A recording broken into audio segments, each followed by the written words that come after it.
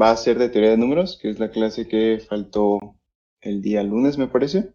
Entonces el concurso de esta clase va a ser hasta la siguiente semana.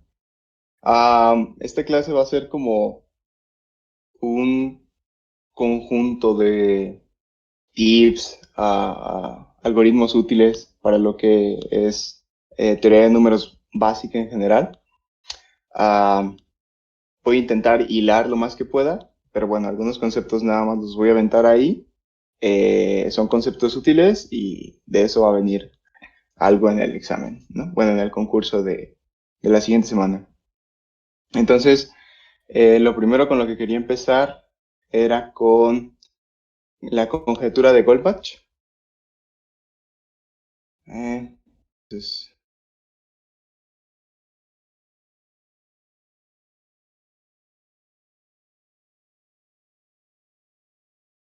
¿qué es la conjetura de Goldbach? Bueno, la conjetura de Goldbach te dice que todo número par, no sé si escribirla, bueno, déjalo escribir. Dice todo número par puede escribirse como la suma de dos números primos.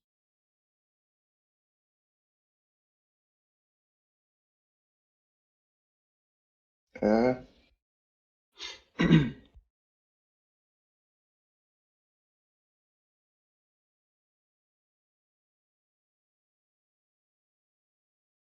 Este, no me pregunten por qué, no les puedo decir por qué.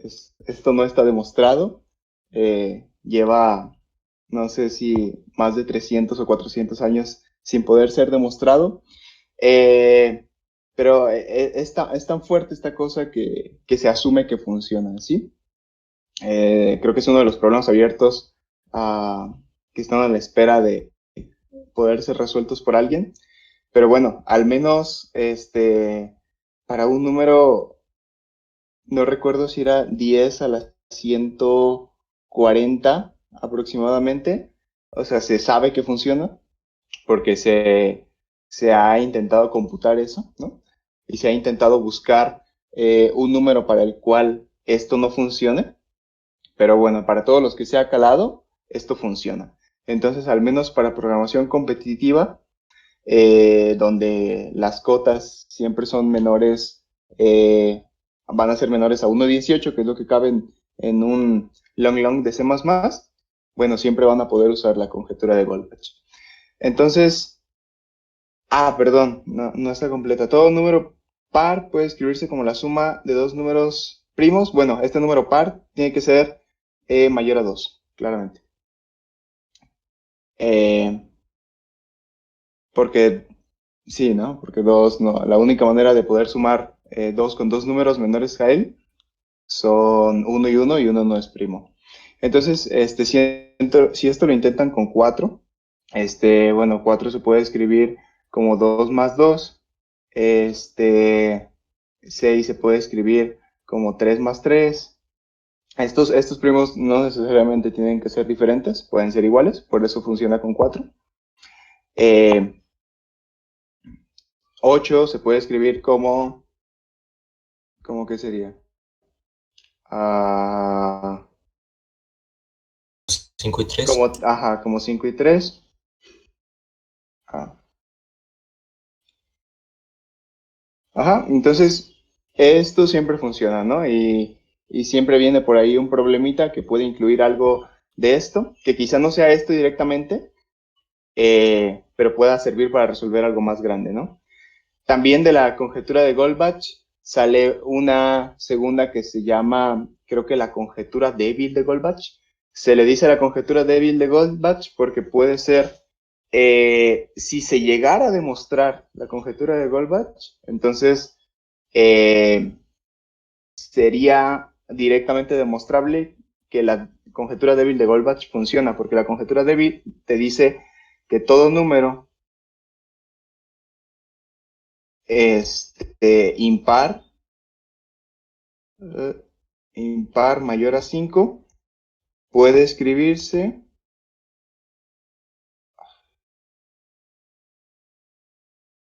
como la suma de tres números primos.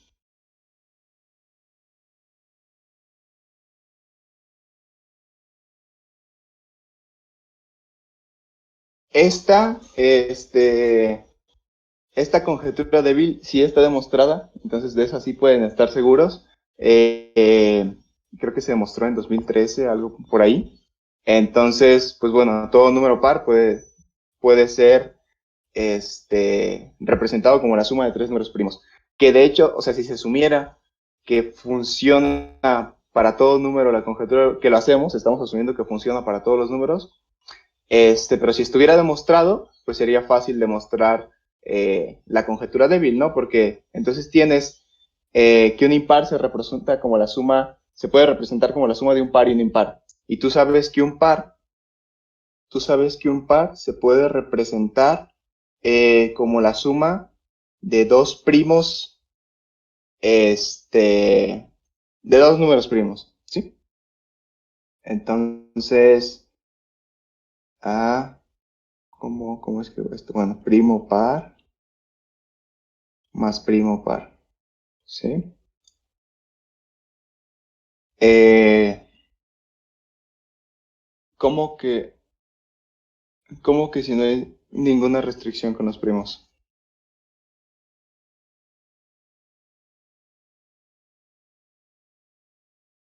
¿Qué quieres decir con eso? A, a que si tienen que ser, si tienen que ser específicamente distintos o alguno tiene que ser igual, nada de eso, no hay No, no, ninguna no. restricción de ese estilo. No, con que sean primos, bueno, no empecé por ahí, pero estoy asumiendo que todos sabemos que un primo es un número que solamente tiene dos divisores, el mismo y uno, ¿sí? Entonces, uno no es primo porque solamente tiene un divisor, el uno, que es el mismo, ¿no? Todos sabemos lo que es un número primo, ¿no? Creo que debía empezar por ahí. Si alguien Sí, no, todo bien. lo explicamos brevemente. Bueno, entonces, continuando aquí, sabemos que un par se puede representar como la suma de dos primos. eh, y entonces, un impar, ya sabemos que un impar se puede representar como la suma de un par, más un par. Perdón, un par más un impar. Entonces, este, ¿qué estoy haciendo aquí? Ah,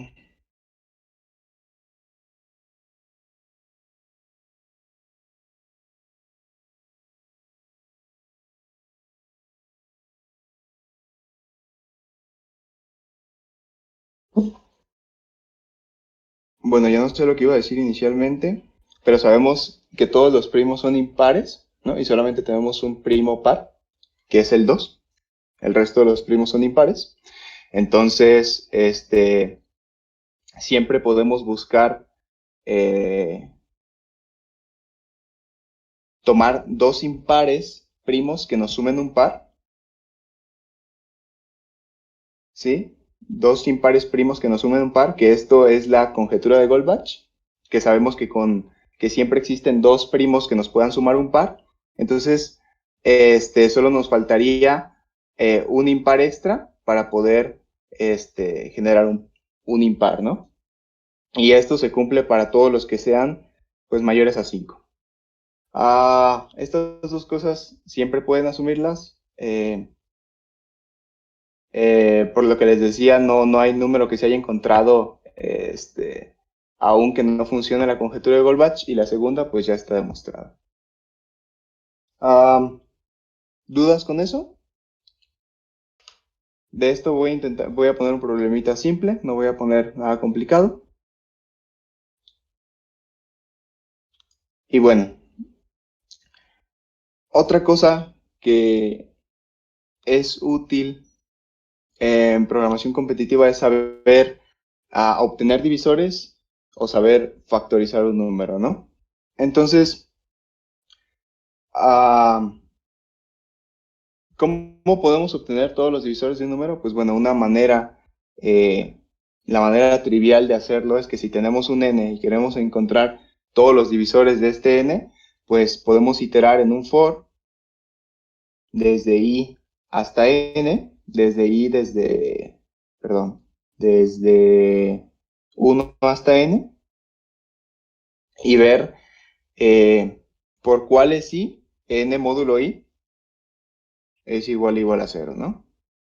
Si esto se cumple, sabemos que ahí tenemos un divisor y podemos llevar aquí la cuenta, un mapa, un vector de la cantidad de divisores que tenemos en este momento. Pero bueno, la complejidad de esto es n, ¿no? Esto tiene complejidad o n, donde por cada uno estamos revisando si es divisor de n. Entonces eso no es muy bueno si nos ponen un n igual a 1,18. Entonces eso jamás va a correr en tiempo. Pero, por ejemplo, si nosotros programamos esto, que solo es un for, ¿sí ven Atom o se quedaron en la otra pantalla? No, sí se ve, sí se ve. Ok.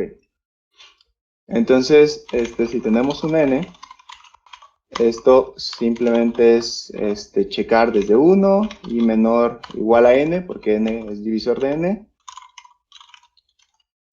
Si n módulo i es igual a 0, entonces esto es un divisor, ¿no? Entonces aquí le puedo poner, digamos, 100. Entonces vamos a ver todos los divisores de 100. ¿Alcanzan a ver o lo hago más grande? Perdón.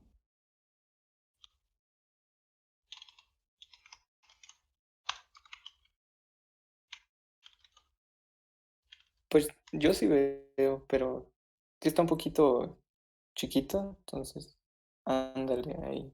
Ok. Mejor. Entonces le estoy dando acá de entrada a 100. Leo el número y estoy viendo cuáles son divisores, ¿no? En un for, en n. Entonces aquí me dice que 1, 2, 4, 5, 10, 20, 25, 50 y 100 son divisores. Pero, si se fijan, aquí podemos ver que, por ejemplo, yo puedo tomar 1, y entonces si divido 100 entre 1, yo ya sabía este divisor, ¿no? 100 entre 1 me da el divisor de acá. Si divido 100 entre 2, me da 50, que es el divisor de acá. 100 entre 4 me da 25, 100 entre 5 me da 20, y 100 entre 10 me da 10 otra vez, ¿no? Entonces, aquí realmente estamos viendo que no es necesario sacar todos los divisores porque unos están implícitos en el otro divisor, ¿no? Van como en parejas, es el espejo del divisor. Entonces, podemos mejorar esta complejidad. ¿Cómo? Pues bueno, hay algo que te dice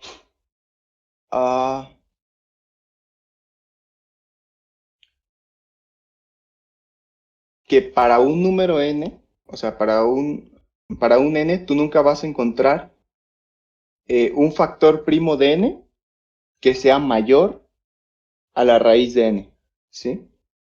O sea, todos los factores de n, digamos que f de n es un factor de n, todos los factores primos de n son menores o iguales a la raíz de n. Sí, eso es un hecho conocido. Apréndanselo muy bien. Creo que es muy usado en teoría de números. Entonces, ¿cómo podemos usar esto para mejorar la complejidad de encontrar todos los divisores de un número? Pues bueno, que realmente podemos iterar hasta la raíz de n, ¿sí? Porque yo pudiendo encontrar todos los factores primos de n, yo sé que el espejo se encuentra del otro lado, ¿sí? Entonces, aquí puedo hacer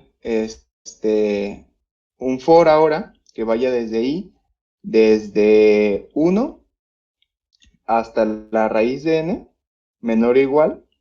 Y para esto, entonces voy a revisar si n módulo i es igual a 0, ¿no?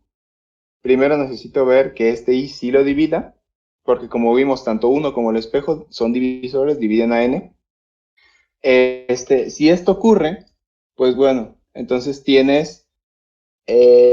vas a tener las dos opciones, ¿no? Que es el i que estás encontrando en este momento, y su espejo, que es el n sobre i, ¿no? Estos son los dos divisores.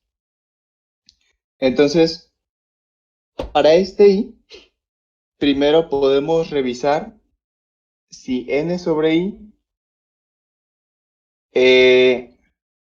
si n sobre i es igual a i, ¿sí? Porque como vieron, acá en los divisores de 100, existe el caso, que es cuando es un cuadrado, que para un divisor su espejo es el mismo divisor, ¿sí? Que es 10 por 10 igual a 100.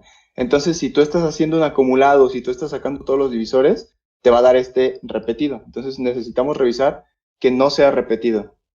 Entonces, si esta cosa es igual a i, aquí nada más lo voy a contar una vez.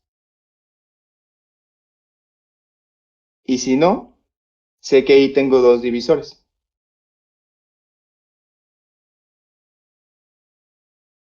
¿Sí? Sí, ¿Cuáles son? Que son el i y son el n entre i. Entonces, esto pasó de ser complejidad n a ser complejidad de n, ¿no? Entonces, si quiero encontrar ahora todos los divisores de un número que era hasta 1 de 18, en vez de tomarme 7000 años en complejidad, literalmente, no es exageración, ahora me va a tomar un segundo. Que bajé de 1 de 18, raíz 1 de 9. Bueno, eso va a ser 10 segundos. Pero entonces, si me dieran un número de 1 a 18 y necesito sacar todos los divisores, pues bueno, quizá hasta raíz todavía no es la mejor manera, quizá existe algo mejor que puedo hacer ahí. Ahorita vamos a ver qué podemos hacer. ¿Hasta aquí todo claro? ¿Se entiende esto? Sí, sí, se entiende sí. todo. Ok. Entonces, bueno, cuando no puedo hacer esta cosa directamente, bueno, con esta misma estructura, o sea, con un for iterando de 1 a n, puedo yo obtener también, así como puedo obtener todos los divisores, también puedo obtener todos los factores primos. ¿Sí? ¿Cómo es esto? Pues bueno, voy a moverlo por acá. Bueno, no, voy a usar este mismo. Como yo estoy encontrando, como estoy iterando desde el 1 hasta la raíz de n, el primer divisor que encuentro, yo sé que es el divisor más pequeño que puede dividir ese n. ¿Sí? Entonces, si yo encuentro que esta cosa divide a n, bueno, ahora ya no lo voy a hacer desde 1, porque como quiero los factores primos, pues 1 no es primo, empezamos desde 2, ¿no? Entonces, ¿qué hago aquí? Bueno, si n módulo i es igual a 0, este es el factor primo más pequeño que estoy encontrando que divide este número. Entonces, aquí, si n es divisible entre esta i, voy a dividirlo, que voy a hacer n sobre igual a i, y aumento mi número de divisores o mi mapa. Por ejemplo, supongamos que estoy mapeando todos los divisores. Tengo un mapa de long. Y aquí voy a guardar todos los divisores, la cuenta, ¿no? ¿Cuántas veces dividí entre 2, entre 3, entre 5? Entonces, cada vez que divido, aumento aquí mi cuenta de divisores en i. Ahora, pero puede ser que, por ejemplo, mi número sea 8. ¿no? Entonces va a entrar el n igual a 8, primero lo voy a revisar con 2, lo voy a dividir una vez, divido entre 2 y ahora me queda 4, ¿no? Luego paso al 3, o sea, el for sigue al 3, no divide a 4, entonces continúa, luego el for encuentra el 4 y divide al 4, pero eso ya no me sirve, ¿no? Voy a marcar que tengo un divisor, que tengo un factor primo igual a 4 y eso no es cierto, 4 no es primo. Entonces, realmente cuando yo llego al divisor más pequeño que encuentro en el for, la manera de asegurar que es un factor primo es que cuando yo haya pasado por todos los divisores anteriores, haya dividido lo más que se pueda hasta ese momento. ¿Sí? Entonces, en vez de ser un if, aquí, hago un while. Entonces, mientras esta cosa sea divisible por el i en el que estoy, voy a dividirlo hasta que ya no se pueda y voy a aumentar mi contador. Entonces, la primera vez que entró con 8, dice que 8 es divisible entre 2, entonces va a dividir, se queda 4, entonces se vuelve a quedar en el while, es divisible entre 2, vuelve a dividir, se vuelve a quedar en el while porque me quedó un 2, vuelvo a dividir entre 2 y me quedó un 1. ¿Sí? Entonces,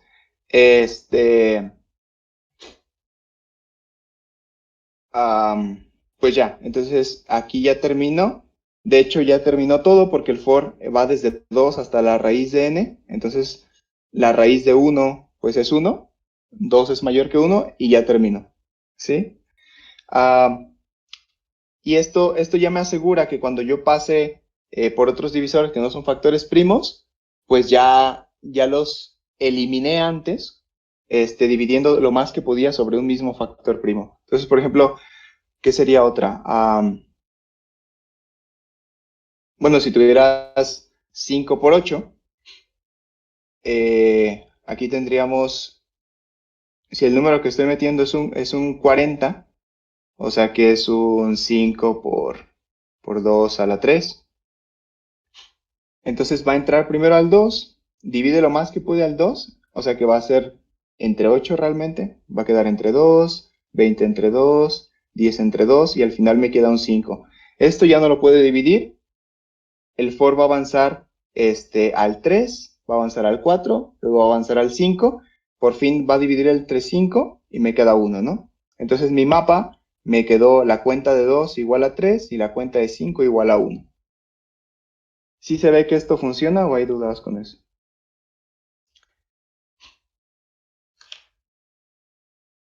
No, sí, sí se ve. Nada más, esto es como para, nada más para sacar el número de factores primos que se tienen. O, No, estoy sacando todos los factores de primos, o sea, los estoy guardando en un mapa.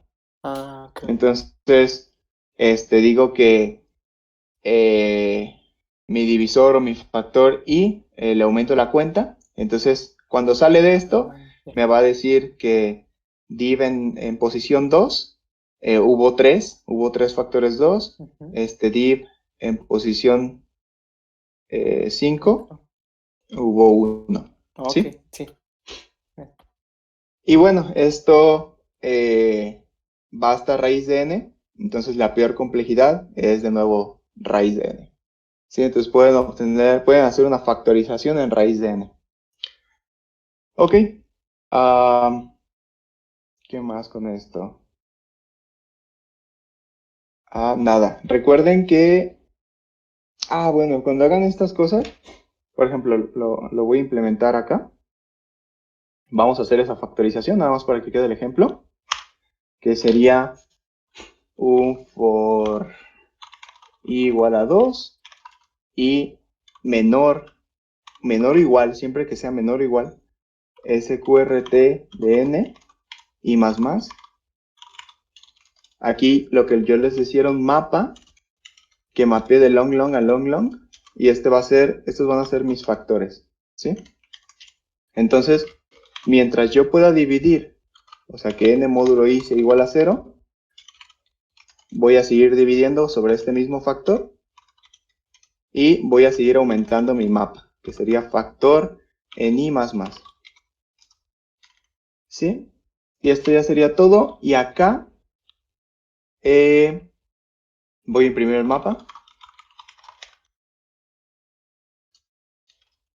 Que sería el factor, está en el first. Y la cantidad de veces que se repitió ese factor está en el second. Entonces va con 100, o el ejemplo que hicimos, que era, ¿qué era? Era 40.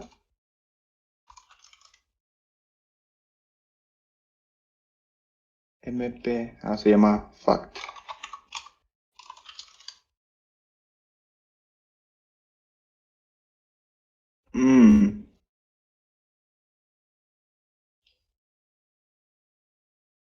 Ok, esto no llegó al 5. ¿Qué pasó? ¿Qué pasó?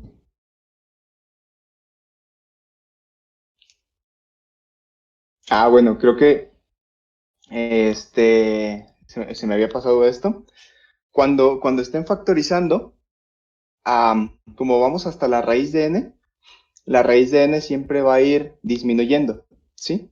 Entonces, por ejemplo, de este 40, yo sé que los factores eran 2 por 2 por 2 por 5, ¿no? Entonces, cuando dividí, primero entré a 2 y dividí lo más que pude entre 2, ¿sí? Entonces me quedó 40 entre 8, y me quedó nada más un 5. Y entonces, ¿qué pasa? Pues que este i va hasta la raíz de n, que como dividí n me quedó 5, y la raíz de 5, redondeada para abajo, queda 2. Entonces, i ya era 2, mientras i fuera menor o igual a 2, cuando aumenta, llega a 3 y esto se rompe. Sí, el for se acaba. Entonces ya no llega hasta 5 y ya no me hizo la cuenta acá abajo de agregar el 5. Entonces esto únicamente va a suceder con el último primo que tengamos. O si el número que le dimos, el número por sí mismo es primo. Entonces, ¿qué hay que hacer? Pues bueno, hay que aumentar. Si no es 1, hay que revisar si n es diferente de 1. Si le queda algo después de todas las divisiones que hicimos y no es 1, bueno, lo que queda en n es un primo. Entonces, hay que incrementar nuestro factor en n. ¿Sí? Y me dice, tengo 3 factores de 2 y tengo un factor de 5. Entonces, si yo le doy aquí directamente un primo, que sería, creo que 101 es primo, y hago la prueba aquí, entonces ahora sí me va a decir que tengo un factor de 101. Pero si yo no hago esto al final, pues nunca va a llegar, porque de entrada esto lo estoy haciendo hasta la raíz de n, que la raíz de 101 redondeada hacia abajo es 10. Entonces esto llega hasta 10 y nunca hubiera tocado, nunca hubiera sabido que tiene ese factor, ¿no? Que en este caso, como es primo, no llegaría de entrada. Entonces esto al final es importante. Esto al final es importante. Solo cuando estamos haciendo la factorización. Cuando estamos sacando los divisores, no importa, porque no estamos reduciendo el número. ¿Sí? Entonces, lo que hacíamos de entrada de llegar hasta la raíz, pues bueno, eso se conserva con el tamaño inicial. Y cuando es primo, pues no tiene ningún divisor, ¿no? O sea, cuando sea este caso de que es primo y vamos hasta la raíz, no tiene ningún divisor, entonces ahí no habría problema. Este problema aparece únicamente cuando estamos factorizando, porque siempre que estamos factorizando estamos reduciendo el número. Entonces hay que tener este caso en cuenta. Si es 1, pues no quiero aumentar la factorización porque 1 no es primo, entonces 1 no lo tengo que agregar ahí como factor. Cuidado con eso. Ok, perdón por este detalle, se me había olvidado mencionarlo acá en el pintarrón, pseudo pintarrón. Entonces, ¿dudas con esto? No, todo No. bien. Ok. Entonces, ahora, ok, esas son las cosas que puedes hacer hasta raíz de n. Entonces, vamos viendo si podemos mejorar eso. Vamos a hacer esto para arriba. Entonces, Antes de ver directamente cómo podemos mejorar eso, necesitamos ver algo más que se llama criba de Eratóstenes. ¿Alguien ya lo había escuchado? ¿O alguien definitivamente nunca lo había escuchado? Sí, yo lo había escuchado, pero siempre se me olvida cómo aplicarla. Bueno, cómo Ok. programarla. Bueno, am, voy a asumir que alguien por ahí no sabe eh, usar la criba de Eratóstenes o no sabe qué es, para empezar. Entonces, pues la criba de Eratóstenes, no sé si alguna vez les pusieron un ejemplo en primaria o secundaria de cómo sacar los primos rápidamente. Ah, necesito 9 divisiones. Fuck.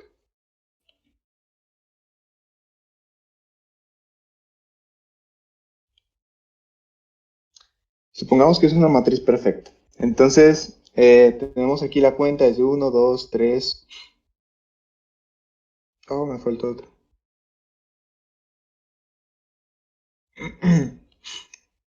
10. Acá lo mismo, este es 11, 12, 13, 14.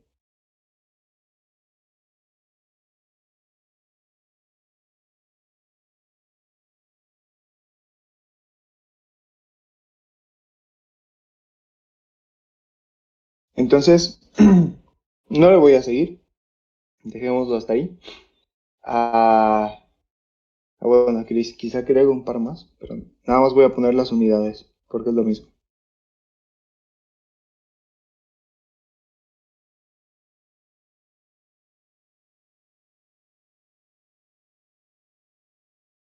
Ok. Entonces, tú empiezas marcando los primos más pequeños que tienes. Entonces, el uno lo ignoro, ¿sí? Yo voy a marcar mi criba como, bueno, uno no es primo, sí, de entrada. El uno no es primo y luego encuentro al 2. El 2 no está marcado. Entonces, el 2 lo voy a decir tipo como si ya lo estuviera programando. El 2 no está marcado, entonces el 2 voy a asumir que es un primo. Entonces ahora lo que tengo que hacer es tomar el 2 y marcar todos mis múltiplos hacia adelante, ¿sí? El 2 no lo marco, lo voy a dejar sin marcar porque es un primo. Entonces adelante marco el 4, el 6, el 8 y el 10. Y todo hacia adelante se va a ver más o menos igual, que sería todo esto hacia abajo, todo esto.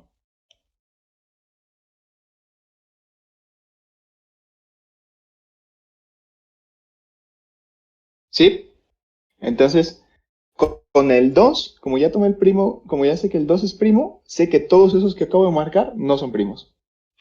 No pueden ser primos porque tienen el factor 2. Luego avanzo. El siguiente que no he marcado es el 3. Entonces el 3 debe de ser un primo. Entonces ahora agarro el 3 y marco todos sus múltiplos otra vez. Entonces, eh, 3 por 2 ya estaba marcado, el 6. Entonces me voy hasta el 9. Luego sería el 12. Luego sería el 15. 18 ya está marcado. 21, 24, 27, 30, 33, 36, 39, ¿qué sigue el 39? El 42, 45, 48, ¿sí? Ya marqué todo lo del 3. Ahora sigo con el 5. Y así, entonces con el 5, bueno, los de 5 están fáciles de marcar, que son todos estos aquí abajo, y los múltiplos de 10 que ya están marcados por el 2. El del 7, bueno, el del 7 está, me da flojera ponerme a multiplicar en 7. Entonces, pero bueno, ¿se entiende la idea? La idea es ir marcando, el primero que se marca es el 1, porque ese ya sabemos que de entrada no es primo, y de ahí en adelante vamos revisando, y lo primero que yo me encuentre que no está marcado es un primo, ¿sí? ¿Por qué? Porque ya recorrí todo lo que está antes de ese número, ¿sí? Entonces, ya recorrí todo lo que pudo haber sido un factor de ese número. De ese número no puedo encontrar un factor que sea más grande de él. Eso es obvio, ¿no? Entonces, cuando ya llegué a ese número, si no lo marqué, es que es un primo. Y entonces ahora lo tomo a él y marco todo, hasta adelante todo lo que encuentre. Al final, ya que haga esto con todos los números que me encuentro en la criba, sé que todos los números que no están marcados son primos, porque nunca tuvieron un divisor. Porque el 1 lo taché de entrada, entonces nunca iban a ser marcados por 1 y sabemos que los primos solo se tienen de divisores a 1 y a ellos mismos. Entonces, ese es el concepto de la criba de Eratóstenes. ¿Alguien tiene dudas? ¿No entendió cómo lo expliqué?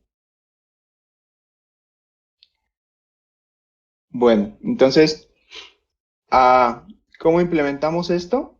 Pues bueno, esto no lo vamos a ver como una matriz, sería muy molesto de programar, lo vamos a ver como un vector nada más. Entonces, vamos a tener acá un vector donde las posiciones del vector o la manera en la que accedemos al vector va a ser directamente el número que estamos trabajando. Entonces, ahí,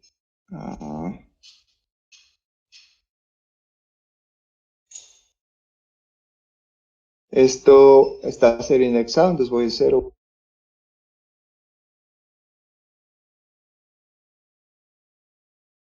Ajá. Entonces, de entrada, cuando trabajemos con el vector, bueno, yo voy a marcar el 0 y voy a marcar el 1, porque ninguno de los dos son primos. Y a partir del 2 empiezo el algoritmo. Y va a ser lo mismo. El 2 hacia adelante va a marcar el 4, 6, 8, 10, 12, 14. El 3 es el siguiente que me encuentro. Va a marcar el 6, el 9, el 12 otra vez. Y bueno, el 15 que no está ya. ¿Ok? Entonces, ¿de qué manera se les ocurre que se puede implementar esto? Con un vector. Así, podemos usar un vector. De hecho, yo les recomendaría que lo declararan como global, como constante. El darle tamaño a un vector, eso ya te complejidad en tiempo que está corriendo y es mejor que tome el tiempo de compilación. Entonces, podemos declarar global un arreglo de booleanos que me diga, me va a decir si es primo o no el número que estoy trabajando, ¿no? Digamos que es de tamaño n, no voy a decir cuánto es n ahorita, ¿sí? Primero vamos hablando de complejidades y luego vemos hasta dónde puedo llevar esa n con esa complejidad. Entonces, bueno, pues hago exactamente lo mismo tal como lo platiqué, que sería entro. Esto ya es en una función, no pueden poner esto global, lo pueden poner al inicio del main, dentro del main. Entonces, digamos que p en 0 y p en 1 ya sabemos que no son primos, entonces todo va a empezar cuando tú declaras un arreglo global, todo queda inicializado en el, ¿cómo se llama? En el inverso aditivo debería de ser. O sea que si es un arreglo de enteros, se va a guardar un cero. Si es un vector de booleanos, se va a guardar un falso. Si es un carácter, va a ser el carácter nulo. Entonces, todo el vector va a estar inicializado en falso. Y realmente no debemos de molestarnos en llenarlo otra vez. O sea, simplemente vamos a asumir que si está en falso, vamos a decir que, que al tocar ese número es un primo y si es true, vamos a decir que ese número es compuesto. ¿Sí? Entonces, como todo inicia en falso, para yo decir que 0 y 1 no son primos, los voy a poner en true y los voy a marcar como números compuestos, no primos. Entonces ya están marcados y bueno, lo que sigue es un for empezando en la posición 2. No tiene sentido empezar en 0 y 1, ya sé que ya están marcados. Empiezo en 2 y bueno, mientras i sea menor a n, puedo seguir avanzando, o sea, llegar hasta el final del vector. Y entonces aquí hay que revisar si el número que estoy visitando ahorita, si P en I, aquí se me olvidó ponerle nombre, I, si P en I es igual a un primo, o sea que es falso. Si P es igual a un primo, o sea que es falso, pues bueno, puedo marcar todos sus múltiplos hacia adelante como compuestos. Entonces, aquí necesito otro for.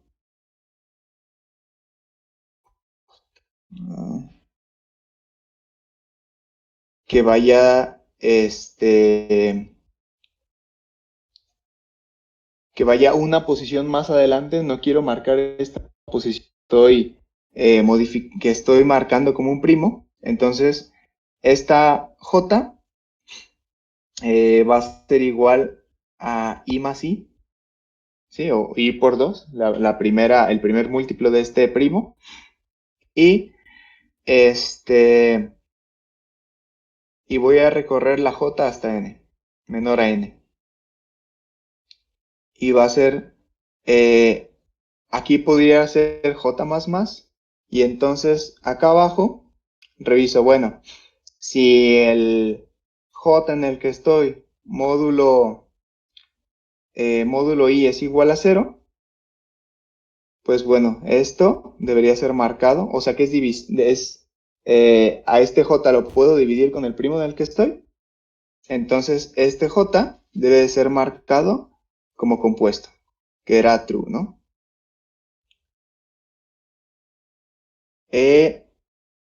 ¿Dudas con eso?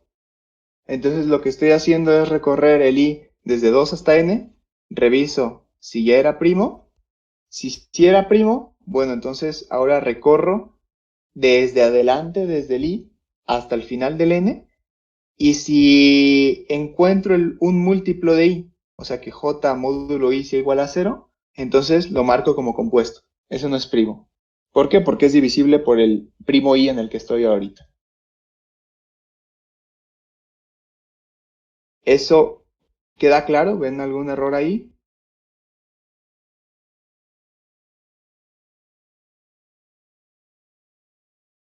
¿Alguien me puede decir la complejidad de esto y si es que se puede optimizar?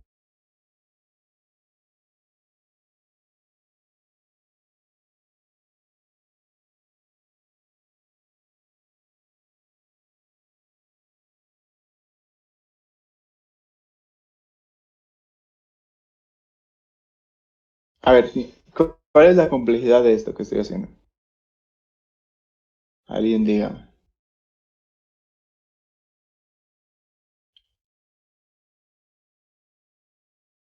No sabría cómo expresar el segundo for. Creo que es el que más como El segundo for lo hice sencillo, o sea, para evaluar esta primera complejidad, o sea que nada más va de I más I, y vuelve a ir hasta N, ¿no? O sea, y va sumando de uno en uno.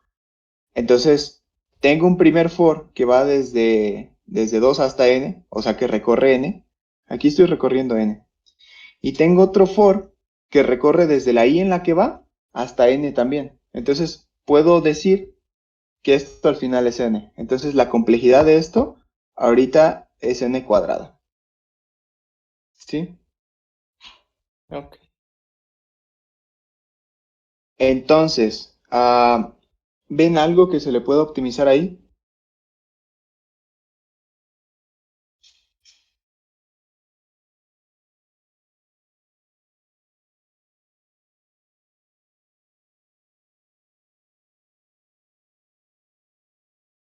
¿Será necesario recorrer el segundo for de uno en uno? ¿No? No, ¿verdad? O sea, no tiene sentido si ya sé que voy a achicar todos los múltiplos de ahí, pues bueno, no necesito revisar de uno en uno y ver si, o sea, me puedo ahorrar, este, eh, en complejidad saltos de i, o sea que sería j más igual a i. Esto es una j. Y como estoy haciendo saltos de i y empecé en i más i, no es necesario este if, porque ya sé que todos los j que visite son múltiplos de i. ¿Sí? Entonces, pues bueno, esta cosa redujo la complejidad, como el segundo for ya no va desde i hasta n, sino que estoy haciendo, pues ¿qué hago? O sea, agarro el primer factor primo y es 2, ¿no? Entonces, en el for, la cantidad de iteraciones que se van a ser n entre 2, que es casi n, o sea, porque voy avanzando de 2 en 2. El siguiente primo que encuentro es n sobre 3. Entonces, perdón, es 3. Entonces, la cantidad de iteraciones que voy a hacer es sobre 3. La siguiente es n sobre 5. La siguiente es n sobre 7. Sí, luego es n sobre 11. Y bueno, esta cosa, los primos, van creciendo tanto que al final esto es la suma de estas cosas, o sea, la suma de n entre 2 más n entre 3 más 4, así, esta cosa es logarítmica. ¿Sí? Entonces la cantidad de veces que yo voy a entrar al segundo for, sí, porque encontré un primo y como los estoy marcando estoy seguro que es un primo, la cantidad de veces que voy a entrar es logarítmica. Y luego, como en el segundo for yo estoy avanzando de i más i, entonces la segunda complejidad también es logarítmica. Entonces, aquí tenemos un n, log de n.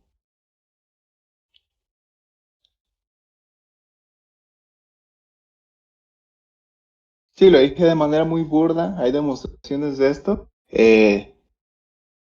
pero bueno, esa es eso es lo que nos mejora la complejidad, recorrer simplemente sobre los múltiplos del primo que voy encontrando, que es bastante. Pero ahora, así como está, ¿creen que se le puede mejorar algo más? Sí, ¿Qué cosa? de que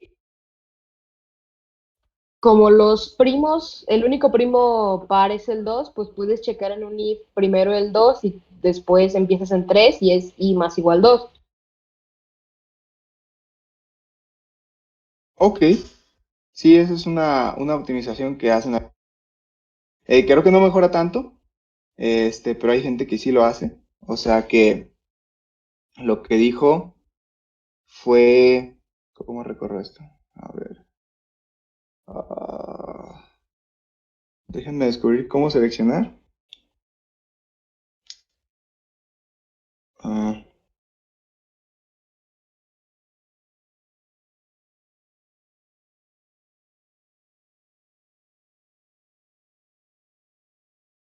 fuck.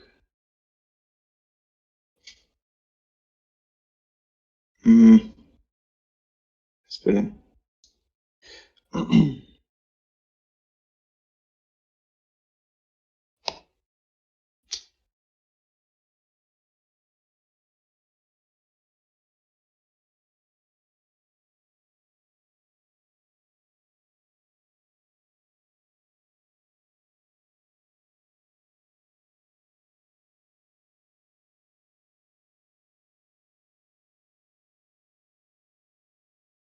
Ay, Dios.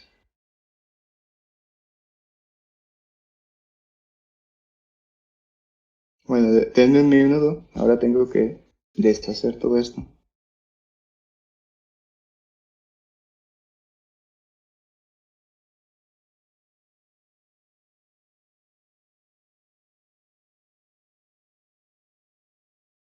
Ok. Bueno, no voy a volver a intentar eso. Entonces, voy a borrar esto de acá arriba. Digo, ya entendimos que tenemos un arreglo de estas cosas y ya entendimos que el 0 y el 1 lo marcamos. Entonces, digamos que eso ya se está haciendo, nada más está escrito por ahí en algún otro lado. Lo que nos mencionaron ahorita fue hacer un for que vaya marcando, o sea, que empiece en 4. Y bueno, pues aquí puedo marcar de primera todos los múltiplos de 2. Entonces, va a ir a 4, va a ser i menor a n y va a ser i más igual a 2.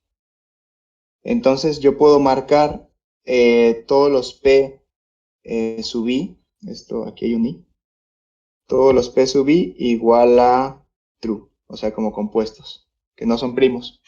Y acá, ahora sí, en lo que resta de criba, puedo yo cambiar este 2 por un 3 y este aumento de acá. O sea que empezaría checando en 3 porque ya marqué como compuestos todos los del 2.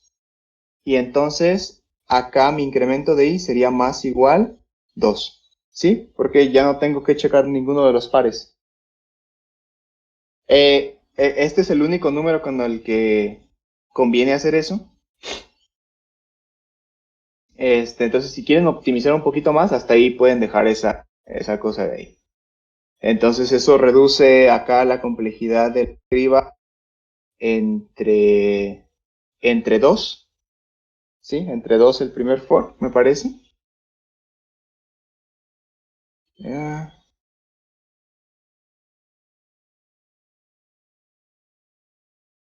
Sí, lo divide entre 2 y le sumamos un n por el que está haciendo afuera y bueno, eso es mejor, ¿no?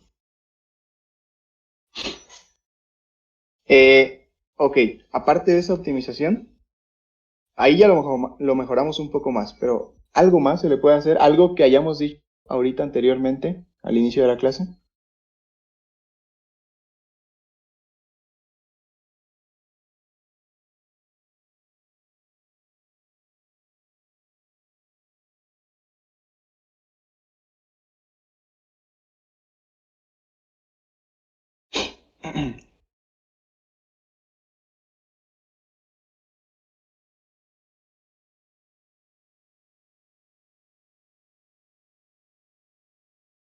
Exactamente.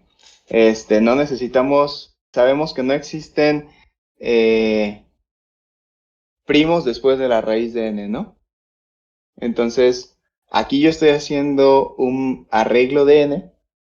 Quiero revisar todos los primos que existen hasta n. Bueno, funciona de la misma manera. No es necesario que yo siga buscando primos más adelante de la raíz de n.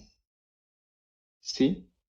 Puede que sí haya primos, pero como yo estoy marcando, o sea, como yo estoy marcando todos los que no son primos, para esos primos que están después de la raíz de n, o sea, para todos los primos que son mayores que la raíz de n, o bueno, al menos todos los números que son mayores que la raíz de n, todos sus divisores de esos quedaron hasta su misma raíz de n, ¿no? Entonces,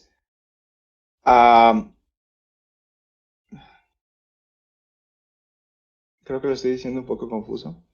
O sea, si yo estoy tomando todos los factores primos que están antes de la raíz de n del tamaño de mi vector y estoy marcando todo lo que está adelante, no es necesario seguir revisando después de la raíz de n, ¿sí? Porque ya no va a haber más. O sea, porque un factor primo después de la raíz de n divide algo que es más grande que n. Sí, es útil para revisar algo más grande que n. Sí, pero para n solo es necesario revisar hasta la... Porque ya marqué todo. Y luego sí será necesario buscar los primos que se hayan quedado ahí, pero ya no hay nada que me cancelen nuevo. ¿Sí? Ya no, o sea, después de la raíz de n ya no voy a encontrar, sí voy a encontrar primos, pero no voy a encontrar un primo que me tache nuevos números que no taché antes. Entonces, una gran optimización que se puede hacer aquí es revisar que i, en esta parte de aquí, que i sea menor a la raíz de n. Y bueno, olvidé mencionarlo, creo, en la anterior raíz que hice. Hacer ese QRT en C++ es muy lento, es muy malo. Entonces, cuando puedan evitarlo, háganlo. Entonces, ¿cómo podemos hacer aquí un chequeo hasta la raíz de n SQRT? Pues fácil, ¿no? Tienes que, si quieres que i llegue hasta la raíz de n, pues es suficiente hacer el chequeo de que i por i sea menor o igual a n. Menor o igual a n, ¿no? Sí. Entonces, ¿cómo quedó la complejidad? Bueno, esto es un poquito más difícil de evaluar, pero la complejidad del libro te dice que vas a tener uno de n logaritmo natural, raíz de n. Muchísimo mejor que el anterior. Ahora, ¿alguien me puede decir si se le puede hacer una optimización más? Eso todavía puede mejorar bastante. Y eso realmente ya es muy cercano a n con una constante muy pequeña.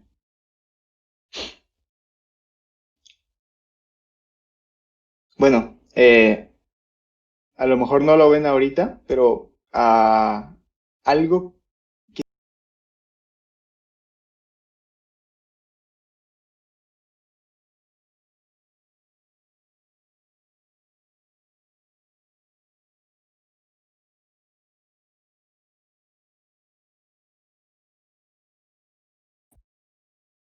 Otro color nada más.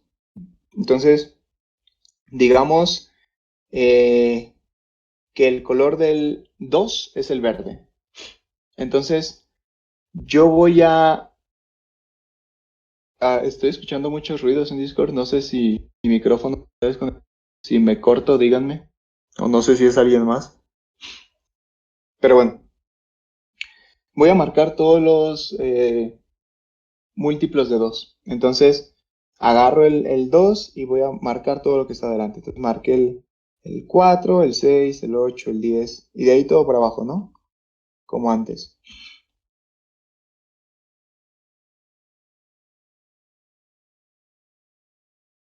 Ok, ahora ya marqué todos los del 2, ahora voy a marcar.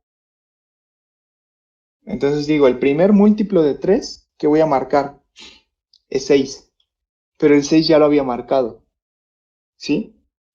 Entonces, quizá por ahí hay alguna manera en que me haya podido evitar un par de números, o sea, porque ahí en el caso del 3 ya estaba marcado, ¿no? Y bueno, voy a marcar todo lo que me falta del 3. Ahorita se los dejo para que lo vayan pensando y mientras seguimos. O sea, voy a agarrar el amarillo y ahora voy a marcar lo del 5. Y el primer múltiplo que marco del 5 es el 10, que ya estaba marcado por el 2. El segundo múltiplo que marco del 5 es el 5 por 3, 15, que ya estaba marcado por 3, ¿no? O sea, ¿cuáles son los números que ya estaban marcados? Pues el 5 por 2, el 10, el 5 por 3, el 15, y bueno, el de adelante es el 5 por 4, pero eso ya es un número, ¿no? Ahora, si nos vamos con el 7, el primero es 7 por 2, 14, voy a agarrar el color púrpura, creo que es esto, 7 por 2, 14, y el 14 ya estaba marcado por el 2. 7 por 3, 21, y ya estaba marcado por el 3. 7, ¿qué sigue? Por 4, bueno, 28, ese ya estaba marcado otra vez por el 2. 7 por 5, 35, y ese ya estaba marcado por 5. 7 por 7, 49. Entonces, en 49 es la primera vez que toco uno que no estaba marcado. Entonces, bueno, aquí se pueden dar cuenta que los primeros múltiplos del 7 que ya están marcados son tanto múltiplos primos como compuestos de números que yo ya había pasado. Sí, o sea, ya pasé el 2, ya pasé el 3, ya pasé el 5, el 4, pues se forma de 2 por 2. Entonces también todo lo que esté después del 4, que multiplico con 4, ya va a estar marcado. Entonces, y aquí vimos el primer número que toco de 3 que no estaba marcado fue el 9. ¿Por qué? Porque ya hice bueno, el 3 por 1 es el primo, pero ya hice 3 por 2 y el 3 por 3 nunca lo he hecho porque nunca había llegado a 3. Entonces en la criba nunca había multiplicado o nunca había hecho marcas con 3. Entonces, la primera vez que yo voy a tocar aquí un número no marcado con un nuevo primo, va a ser en su cuadrado, porque todo antes del cuadrado ya está marcado por los otros factores primos que tenían. Entonces, voy a... ¿Cómo mejora esto aquí? Pues bueno, este inicio de hot que está acá, en vez de empezar de i más i, pues puedo empezar de i por i. ¿Sí? Esa es la última mejora. Así como está la criba, ya es una muy buena optimización de esta criba. Con la primera criba que habíamos hecho de n cuadrada, lo más que podíamos hacer n era, o sea, hablando en tiempo, lo más que podíamos hacer llegar a n, o sea, nuestra criba era un 1/4 y ya rozando el límite de tiempo, o sea, si quieres hacer más operaciones, si no, no te va a dar el tiempo. Pero entonces, con la criba que teníamos al inicio de n cuadrada, 1/4 al cuadrado, pues nos daría el 1/8 en tiempo, ¿no? Entonces, con una criba n cuadrada, solamente puedo buscar o solamente puedo generar los primos desde 1 hasta 1/4. Pero después de haber hecho todas las optimizaciones, pues me queda n logaritmo natural de raíz de n, que si yo tomo, por ejemplo, a 1/7, bueno, va a estar medio feo aquí hacer 1/7 por logaritmo natural de logaritmo natural de SQRT de 1/7. ¿Sí lo saca? No lo saca. Solo es log.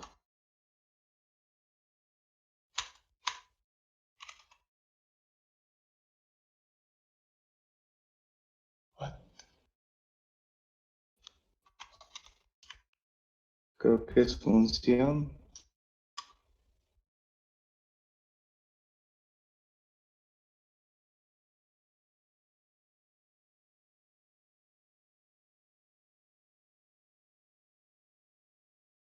Ok, esto te da a 5 de 6 más o menos, 6 de 6. Sí, entonces pueden extender esto un poquito más, y que llegue a 5 de 7 más o menos. Entonces ahí ya casi se pueden acercar a 1 de 8 no entra. De eso sí se pasa del segundo. Entonces, pero con esta criba optimizada, pueden hacer un arreglo hasta 5 de 7 más o menos. Lo ideal sería que lo dejaran hasta 1/7 porque se supone que con la criba van a hacer algo más, ¿no? Entonces quieren dejar algo flojo el tiempo ahí para hacer el resto de las operaciones que necesitan. Pero esto hasta 5/7 pues entra perfectamente en tiempo. Sí, casi en lineal hicimos la implementación. Hay otra implementación de la criba lineal, pero es horrorosa y no hay manera de explicarla. Entonces, si alguien la quiere, me la pide, se la paso, pero va a ser implementación de copiar y pegar y por alguna razón funciona. Pero bueno, esta criba pueden ver por qué funciona, saben de dónde sale cada casito de implementación. Entonces, y funciona para la mayoría de los problemas.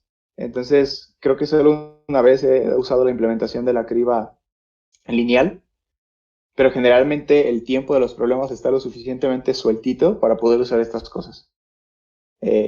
No completamente lineal. ¿Dudas con la criba final? No, todo bien. Ok. ¿Quieren ver la implementación en código real o con eso basta?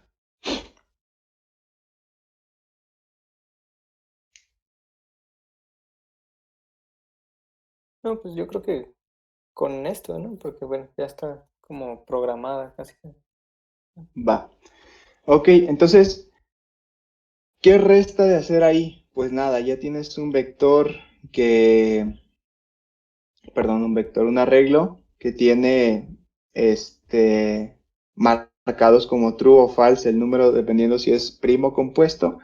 Si nada más quieres los primos de ahí, pues nada más ahora sí puedes hacer un vectorcito, que ya no van a ser tantos, el vector va a quedar pues bastante pequeño. Haces un vector de long long, que van a ser tus primos, y entonces recorres con un i desde 0 hasta n, y para todo posición, o sea, para todo número, para todo i en el vector de marcas, si nunca se marcó, o sea, si es primo, pues nada más lo metes ahí a tu vector de primos, ¿no?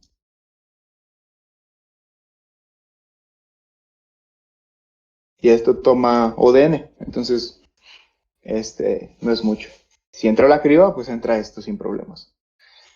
Ahora, ya tenemos un vector de primos, lo cual es bastante útil para lo que queríamos hacer antes. Ahora, voy a intentar irme un poco más rápido, porque creo que quedan bastantes cosas.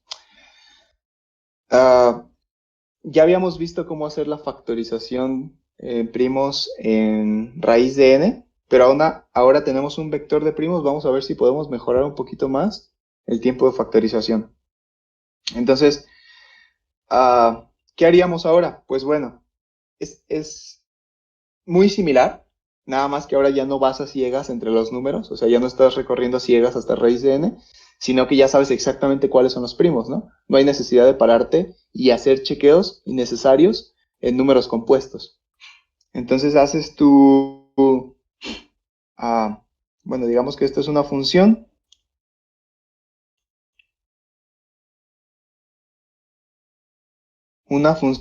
factorizar,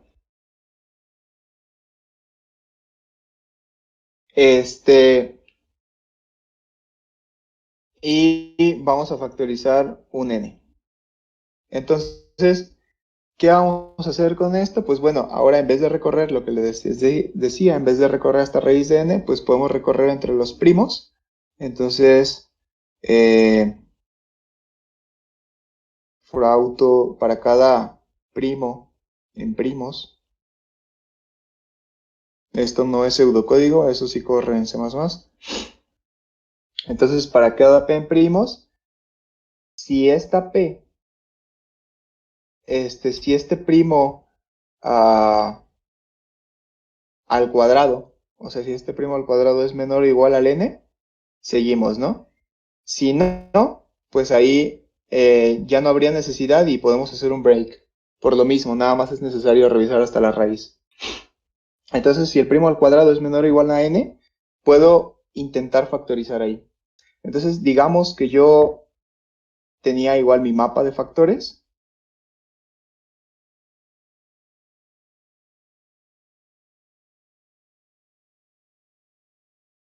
Y entonces, mientras pueda dividir, o sea, mientras n módulo p sea igual a 0, voy a factorizar ahí.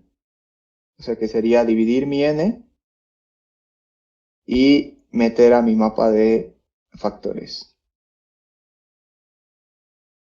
Incremento la cuenta en el primo y termino aquí esto. Aquí si else, o sea, el else sería de este if de acá.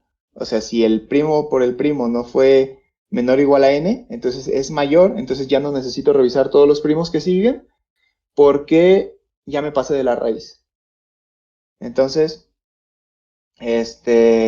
aquí sería un break. Y esto es todo. Y el detalle final, que se me había pasado hace rato, si la n que me queda después de que la dividí entre todos los factores que encontré, si la n que me queda es mayor a 1, pues bueno, ahí hay otro factor, ¿no? Esa cosa que queda fue primo. Entonces el factor en n más. Esa sería toda la factorización. Y ahora la complejidad, en vez de quedar en raíz de n, pues quedó en O logaritmo de n.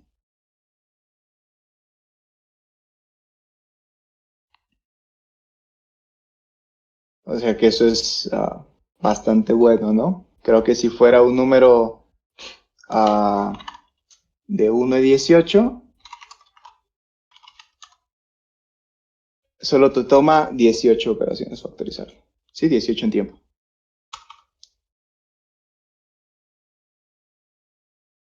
Entonces, pues, ¿por qué? Porque se puede ver fácilmente el peor caso de factorización que te puede tocar, o sea, en un número, ¿cuál es? O sea, que sus factores sean lo más chiquito posibles, ¿no? Entonces, como sus factores son lo más chiquito posibles, tiene una mayor cantidad de factores, ¿no? Entonces, ¿cuánto de entre 1 a 1 a 18, cuál es el número que más factores tiene? Pues el 1 que solo sea potencia de 2, ¿no? Porque el factor primo más pequeño es 2. Entonces 2 por 2 por 2 por 2 por 2. Ese número es el que más factores va a tener. Entonces en C++, tú sabes que lo que más cabe en un long es 1 a la 64. Bueno, eso no me va a dejar porque creo que esto también es...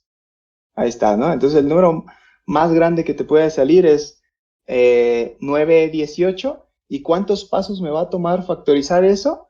Pues bueno, me tomaría a lo mucho 63, ¿sí? Porque esto es 2 a la 63. Entonces, es un tiempo bastante bueno a comparación de la raíz, ¿no? Pero ya eso ya dependerá de qué más te pida el código, perdón, el problema. Si necesitas factorizar y hacer un par de cosas más, pues bueno, quizás sí te sirve hacer la criba y hacer esto. Si nada más te pide factorizar directamente y te dan números no, digamos, no mayores a 1 de 15, 1 de 16, pues puedes usar el for hasta raíz, que eso te toma raíz de n y pues sigue siendo bueno, si eso es todo lo que te pide el problema.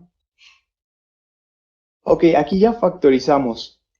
Pero ¿cómo puedo encontrar ahora los divisores en tiempo logarítmico también? O sea, porque ya vimos cómo encontrar los divisores en raíz, pero ¿cómo puedo encontrar los divisores en logaritmo? Pues bueno, ustedes saben, o sea, si yo tengo, supongamos que tengo un número, no sé cuánto va a dar, pero supongamos que tengo un número que su factorización es 2 a la 3 por 3 a la 1 por 5 a la 2 por 7 a la 4. Entonces, yo si tengo eso, yo puedo saber rápidamente cuántos divisores tiene el número, e incluso cuáles. Pero bueno, sacar cuántos es más rápido. ¿Por qué? Porque o sea, si esta es la factorización de todo mi número, todos los divisores van a ser un subconjunto de esta factorización. ¿Sí? O sea, porque esto se ve igual a 2.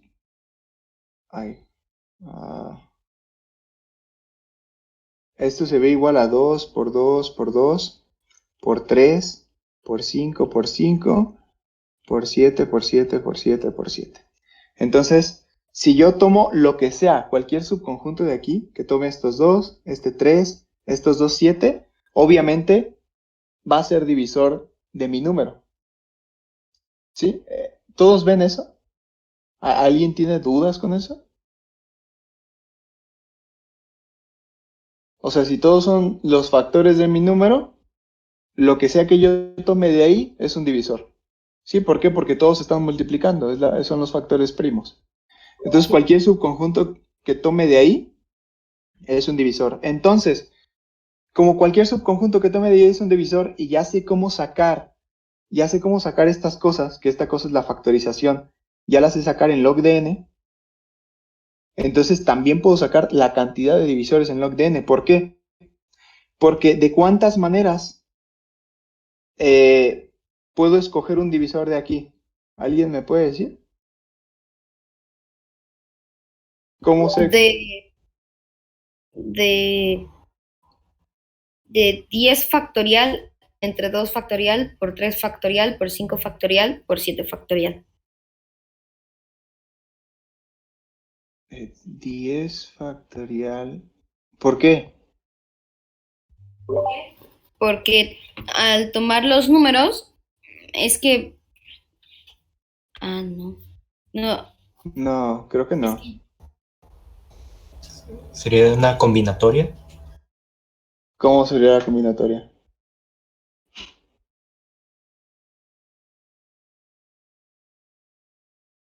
O sea, si te fijas, aquí lo complicado es que si tú quieres agarrar todo junto, es difícil porque hay números repetidos, pero no todos son iguales. O sea, tienes varios 2, pero no, pero también tienes 3, también tienes 5, también tienes 7. Entonces, si haces combinaciones de eso, o sea, decir, ¿cómo puedo tomar 2, 3 del total de, ¿cuántos son? 3 del total de 10, te va a dar, sí te va a dar una combinación, pero ahí tú no sabes cuáles son cuáles, ¿no? Si es 2, 3 y 5. Pero, por ejemplo, si tú pidieras 3 de todos esos, te pudiera dar los 3 2 que hay, ¿no? Entonces, tú no sabes ahí cómo quitar repeticiones porque pues tienes números diferentes y de los mismos tienes repetidos. Pero una manera muy fácil de hacerlo es que, bueno, ah, tú sabes que de 2, de los factores 2, tienes 3. Entonces, realmente de esos 3, tienes cuántas maneras de agarrarlos. 4, ¿no?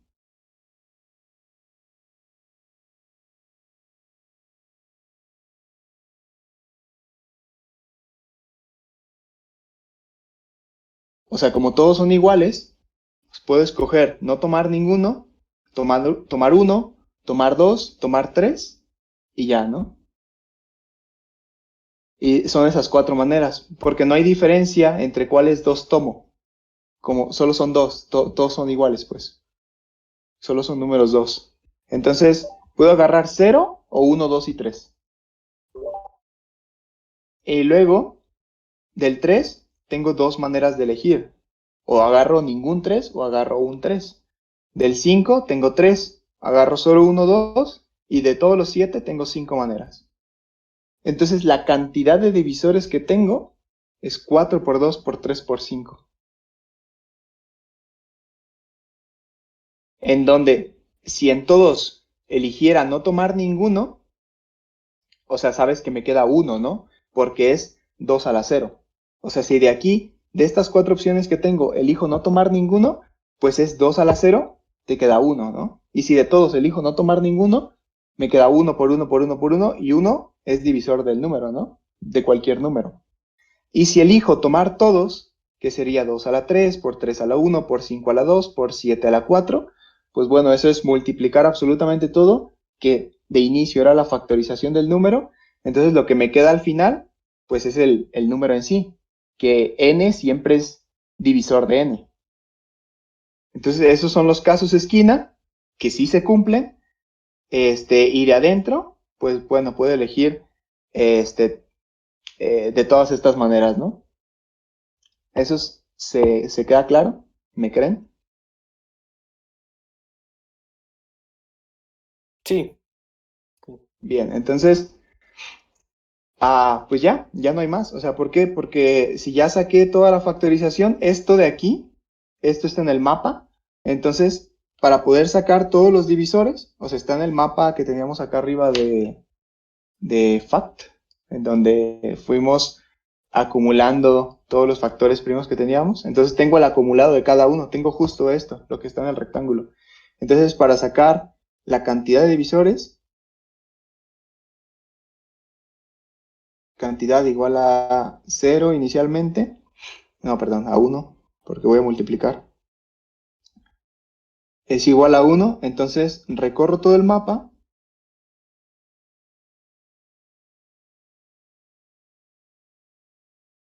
y nada más necesito la cuentita, ¿sí? Porque el mapa ya los tiene diferenciados por grupos de un mismo factor.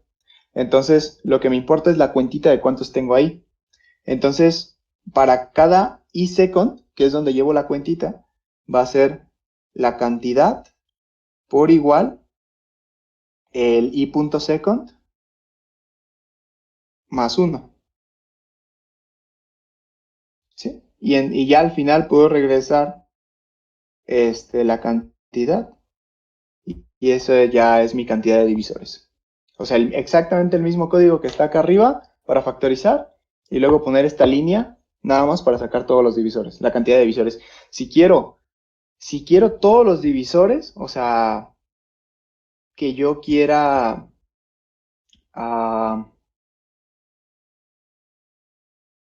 como ver el número, pues bueno, hay diferentes maneras, ¿no? Podría hacer una DFS, quizá, no se me está ocurriendo ahorita cómo sacarlo más bonito. Pero es exactamente eso, o sea, porque en una DFS yo podría, y la DFS no es muy larga, porque ya vimos que el número más grande es 2 a la 64, ¿no? O 2 a la 63. Entonces, y 2 a la 63 tiene 63 factores, y ese es el número más grande que puedo tener hasta 1 de 18. Entonces, realmente la suma de estas cosas, en un número de 1 a 1 de 18 no van a ser más de 63.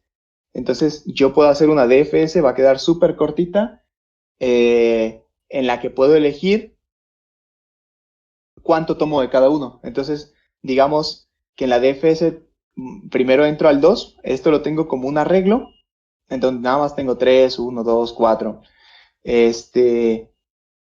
Y entro y digo, ¿sabes qué? De aquí puedo tomar 0, 1, 2 o 3. Entonces haces un for de 0 hasta la máxima potencia que puedes tener y multiplicas nada más.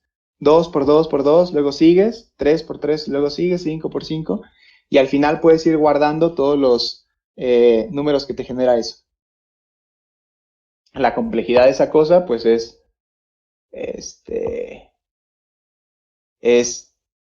la cantidad de divisores que se puedan formar, que es la multiplicación de todas las potencias más 1.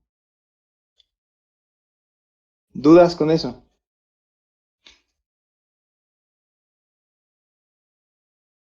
No. No. No, todo va bien. Ok. Ah, ¿hablamos de GSD y LSM? No. ¿Verdad? Ok. Con eso iba a empezar la clase, ¿eh? Qué curioso. Se me olvidó. Bueno, entonces para terminar, enfriamiento. Vamos a lo fácil, con lo que iba a empezar la clase. Vamos a ver GSD y LSM. GSD es el Greatest Common Divisor o el máximo común divisor y el LSM es el Lowest Common Multiplier o mínimo común múltiplo. Entonces, esto es muy estándar. Realmente, no sé, yo siento que no necesitan saber mucho o meterle demasiada teoría a esto. Realmente el algoritmo queda bastante simple. El algoritmo que se usa para el GSD es el algoritmo de Euclides, según yo se llama. Entonces, ¿qué es el algoritmo de Euclides? Bueno, muy cortito.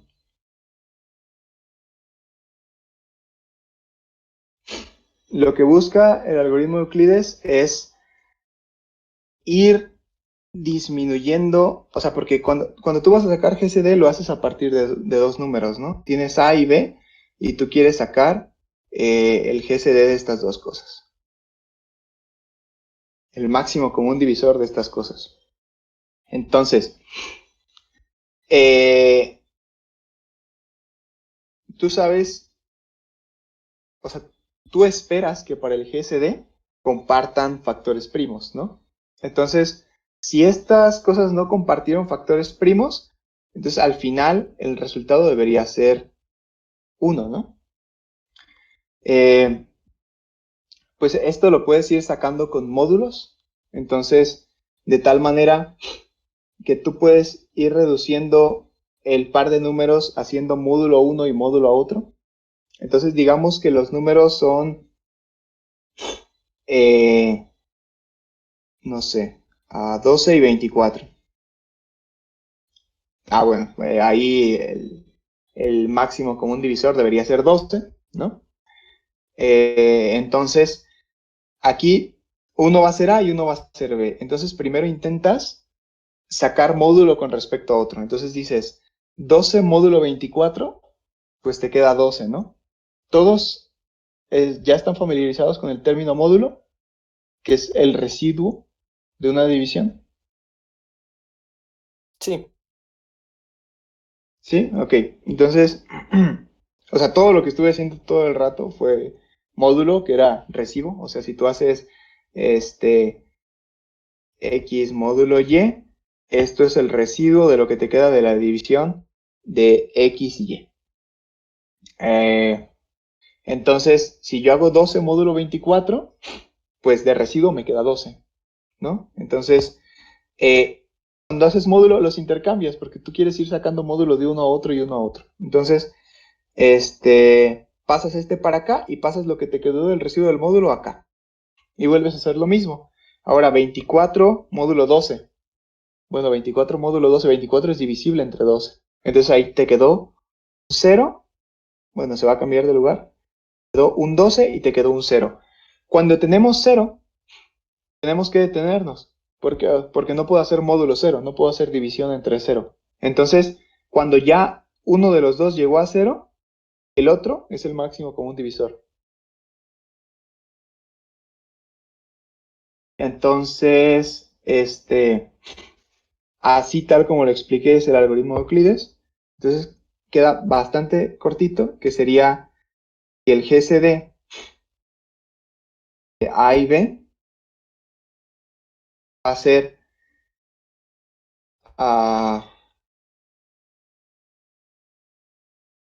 si B es igual a 0, entonces aquí regresamos a, ¿no? Return A. Si no, vamos a regresar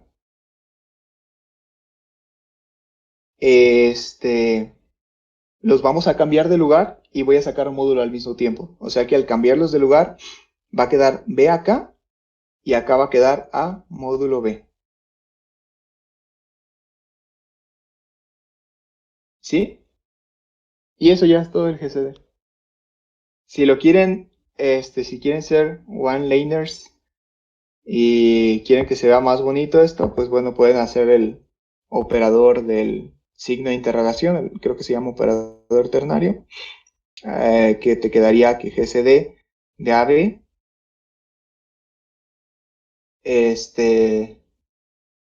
regresa,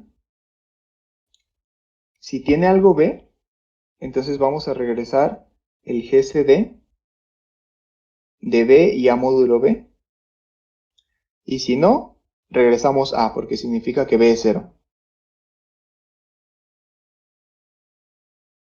Oiga, no están viendo lo que estoy escribiendo y nadie me dijo.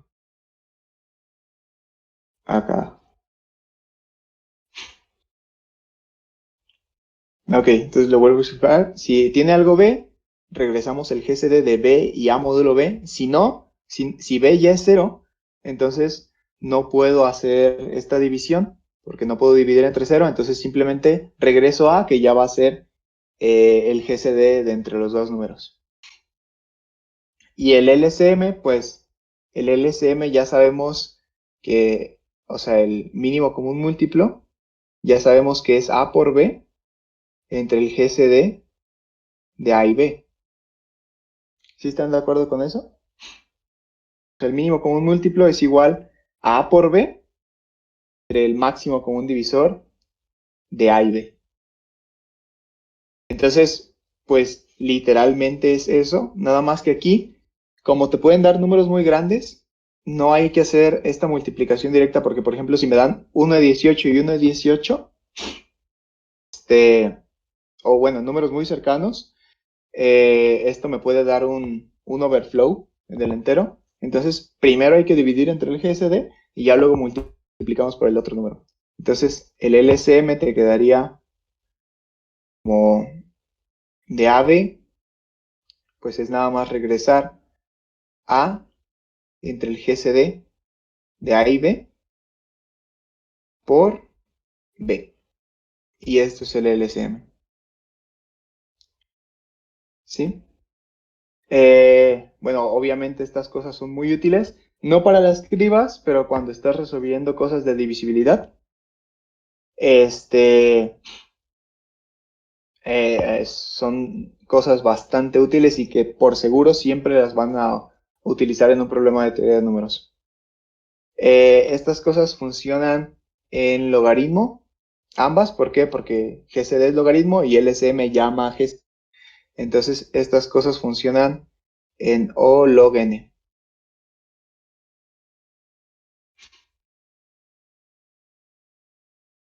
Ah, ajá. Y de eso hay dudas. O sea, aquí yo estoy asumiendo que ustedes ya alguna vez en su vida en la escuela hicieron mínimo con un múltiplo y máximo con un divisor.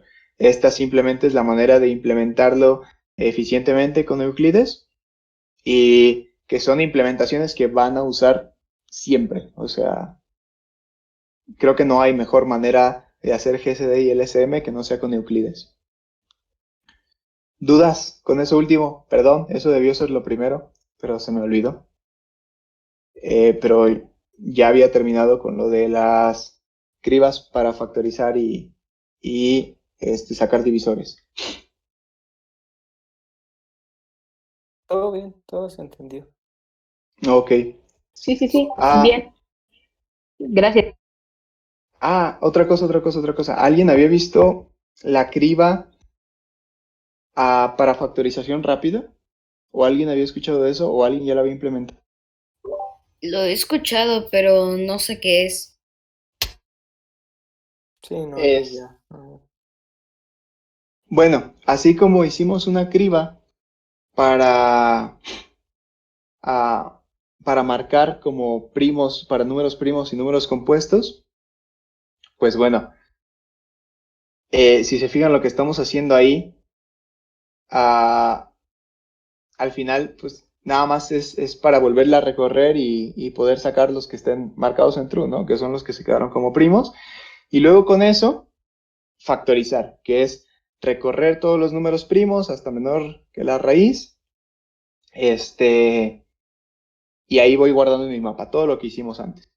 Pero hay una manera en la que se puede aprovechar distinto la criba y que de hecho la factorización es un poquito más rápida. No tengo ahorita el cuánto más rápido, pero es ligeramente más eficiente la factorización. Y se trata de el arreglo que estamos marcando. En vez de estar marcando como true o false, estamos marcando cuál fue el divisor, o más bien cuál fue el factor primo con el que marqué ese número. ¿Sí? Entonces, voy a recorrer esto para arriba. Es exactamente igual a la otra criba, nada más en vez de ponerle true o false, le guardas el primer primo que la marcó. Entonces vas a tener un vector o un arreglo, esta vez va a ser de long y de tamaño n. Entonces vamos a hacer las mismas optimizaciones que la anterior. La de empezar con 2, porque me da flojera. Entonces va a ser desde i, que empiece en 2. Supongamos que al inicio yo ya marqué que P0 es igual a P1. Y esto lo divide 1. Bueno, antes de empezar a hacer la criba, como yo no sé qué números dividen a quién todavía, O sea, yo voy a hacer la criba y yo voy a esperar que el número que le ponga sea divisor. Pero antes de que yo pase, tengo que inicializar todo. Y para inicializar todo, pues yo sé que cada número es divisor de sí mismo. ¿Sí?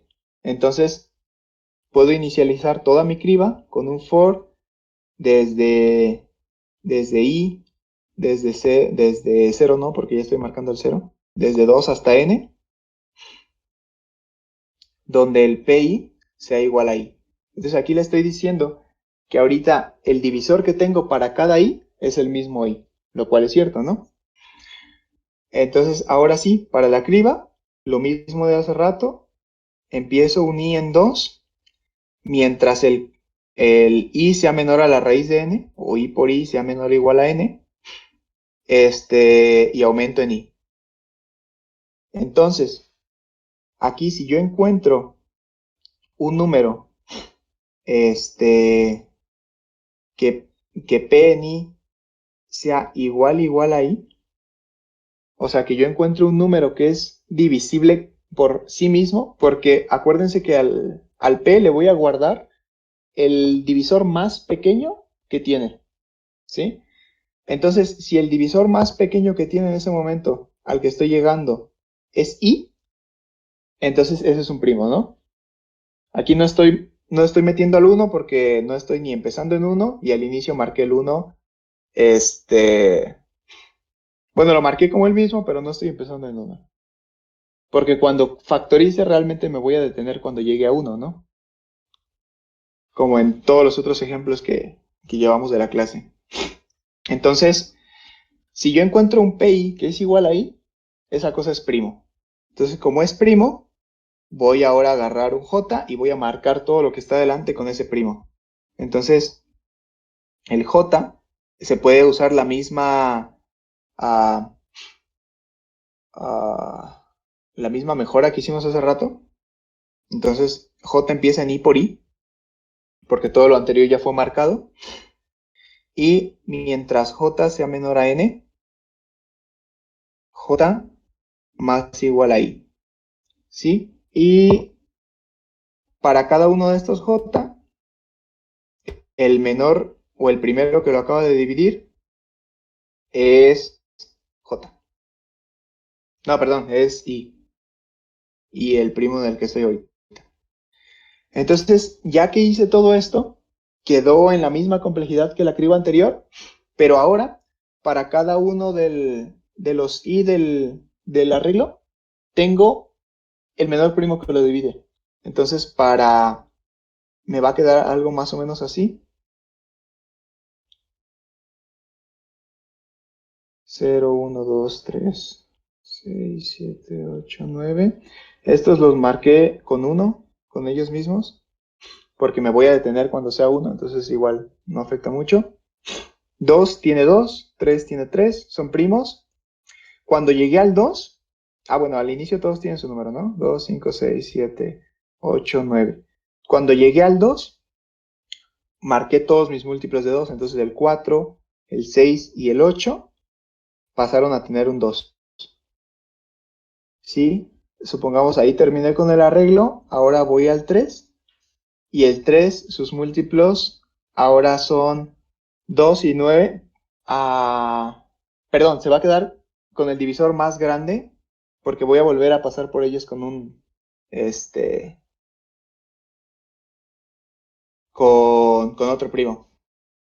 Entonces empiezo en i cuadrada, entonces realmente voy a empezar en 9, pero sí me voy a topar con múltiplos de 2 más adelante. Entonces esos múltiplos de 2 que toque con 3, pues bueno, los voy a cambiar por un 3. Entonces al final se queda el divisor más grande que tiene hasta ese momento.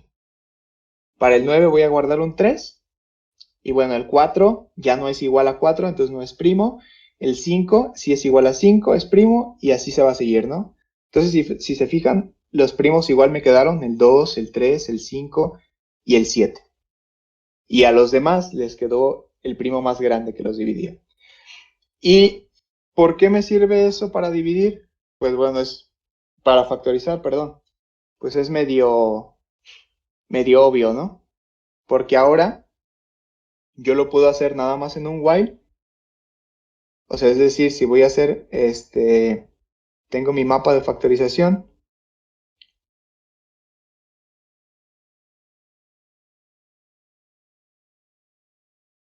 Y tengo un n, ¿no? Esta función factorizar.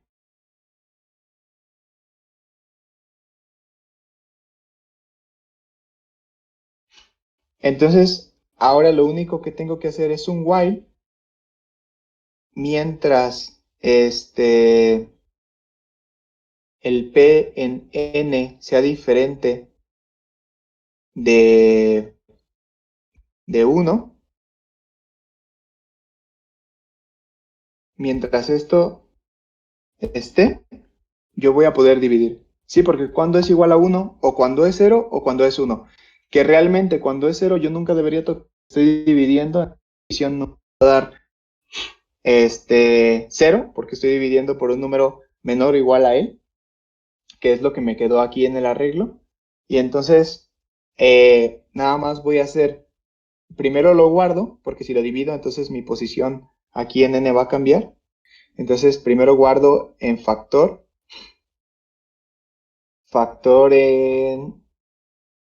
en p de n, más. Acuérdense que en p de n tengo el primo más grande que los va a dividir, entonces luego hago n sobre igual el factor más grande que lo divide. Va a llegar en un punto que va a seguir dividiendo. Por ejemplo, si yo tomo al 9, el 9 lo divide el 3, ¿no? Entonces guardo en el mapa el 3 y luego divido el 9 entre 3. 9 entre 3 me lleva a 3, entonces ahora estoy acá, ¿sí? Y el 3 tiene el 3. Entonces 3 entre 3, ahora me queda 1. Entonces la última vez que voy a entrar va a ser aquí, porque va a llegar que p de 1 es igual a 1. Entonces ahí el while se va a romper. Y entonces salgo acá y y bueno, a n aquí en este caso nunca le debería quedar nada. O sea, no tengo que hacer ese último if al final para revisar si n es mayor a 1, porque aquí me estoy deteniendo hasta que el divisor más grande que tiene es 1. Entonces no hay de otra. Y aquí ya puedo terminar esta función y ahí ya factorizo. Creo que queda un poquito más cortita, o al menos más bonita. Es más rápido, pero ¿cuál es la desventaja aquí? Que bueno, si yo quiero factorizar algo, si se fijan, tengo que acceder directamente en la posición del número. Y en los problemas, en los concursos, generalmente tú tienes hasta... ¿Qué número es este? 260 y... ¿Cuál es esta potencia de 2? 256, ¿no? Tienes 256 megabytes en los concursos, que eso es más o menos un par de arreglos de 1E7.